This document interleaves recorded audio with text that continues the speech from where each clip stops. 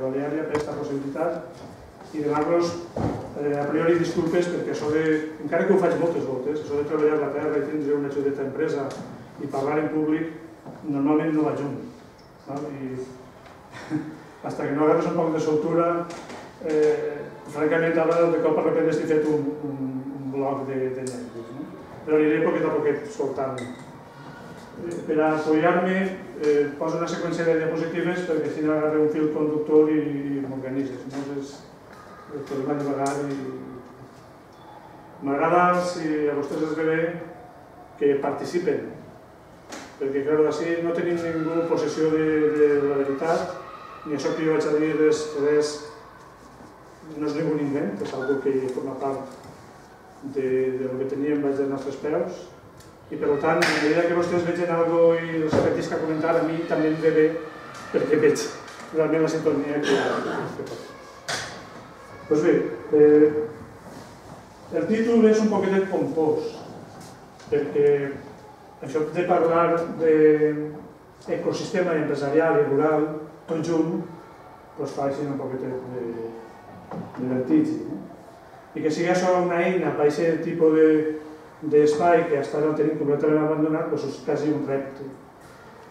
Anem a intentar, en aquesta vespreta, parlar d'això, del que nosaltres estem acunyant com a ecosistema empresarial rural, una xica declaració d'intencions de què estem fent i que vull contar-los. Parlarem de gastronomia, això que està tan de moda i que en aquests puestos de turisme i de moviment de gent tant de pes tenen. Sobre dieta mediterrània, que és una cosa que també té que veure molt amb nosaltres, sobre turisme, fruita de microvinyes i al final el que fem en el senyalant. Antes que res, m'agrada, això m'ho vaig trobar l'altre dia, jo no soc economista ni tinc capacitat per fer comentaris sobre economia, però al final resulta que el que fem, les empreses i les instàncies xicotetes en la nostra terra repercuteixen en l'economia i últimament el que sentim als mitjans de comunicació és tot d'una magnitud tan elevada que pareix que això de l'economia no vaig a nosaltres. Els avions passen amunt i avall i a nosaltres res mos fan. I el que està passant avui en dia a nivell del que estem patint en bancs, instàncies i demés, al final ens acabarem tots pensant que el món està allà i si ho analitzem un poquet pensarem no sé si estan d'acord o no. I això nosaltres, al final, en què mos toca? O què podem fer per canviar això? Perquè estem en una situació de quasi d'inutilitat, perquè pareix que no puguem fer res. Bé, doncs, vaig trobar en aquest quadre i m'agrada passejar-lo. És un quadre de l'Institut Nacional d'Estadística que parla dels índexs d'ocupació en què està treballant la gent des de l'any 76 fins a l'any 2010. I en 4 colors defineix 4 grups fonamentals d'ocupació, de població. Comentaré primer la de color taronja, que és la construcció, el dimoni de la construcció, que tot pareix que sigui la culpa de tots els mals i demés, en el qual vegem que hi ha una curva més o menys estable, on hi ha un creixement al segle del segle XXI, lleu, i una baixada. I clar, a partir d'ahir posem el pes de tot el pecat sobre la construcció. Que de vegades jo no vaig així a rededir-la, però realment quizás sigui desproporcionat a el que... Després tenim en magenta una curva que des del 30% més o menys de la gent ocupada en el 76 va contínuament baixant, així sí que no n'hi ha apenes pujades extraordinàries, fins a clavar-se en un nivell de vora el 12-13% en el 2010. I aquesta curva representa la indústria. No ho veuen un poc increïble? En el que consumim, en el que vivim, conforme ens desenvolupem i que realment al final hi hagi tan poqueta gent treballant en la indústria. Bé, la raó està clara, si hi ha 2 o 3 enumeracions de països sabríem el per què d'aquestes coses. Després, de color verd, no podia ser d'altra manera, tenim el color de l'agricultura. Aquest color passa a tindre un punt tràgic molt bèstia que és fàcil d'analitzar el per què, fins a parar de decréixer, fins i tot si estem el 2010, el 2014 ja veurem que hi ha una quebra bastant important de gent que visca o que es dediqui a l'agricultura.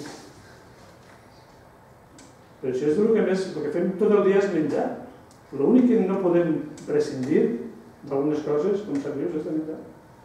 I vivim en un país que probablement l'agricultura podria ser el més important. Com és possible que apenas treballi ningú en l'agricultura? I de color blau cel l'ha pintat perquè, clar, com que al final veuen que la curva tira cap al cel, doncs era millor que la guarnició. Servicis. Servicis. Això vol dir que treballem 4. Està clar que hi ha servicis fonamentals, que també estan ara en un moment complicat. Educació, sanitat i molts altres. Però quants altres n'hi ha ara que cada dia, quan muntes una xuteta d'empresa, vols fer alguna cosa especial lligat a la terra, t'apareixen 15 que si fes un networking, que si fes una pàgina web, que si tu no fas... Gent que està tot el dia pensant què és el que tinc que fer jo perquè em vagi bé. I, sin embargo, ara comentàvem en alguns que al final no consumeixen els nostres productes. Si tot aquesta gent, i estic parlant en global, jo no estic ara posant-me en contra de mi, però si tot aquest volumen de gent pensava en ser coherent i consumir el producte del que viu, totes aquestes curves s'empinarien com si fos un consistència. Bé, doncs és una manera de poder començar, perquè a mi aquest quadre em trau de les caselles. Si el volem mirar en deteniment, diu moltes coses més que les que jo puc explicar.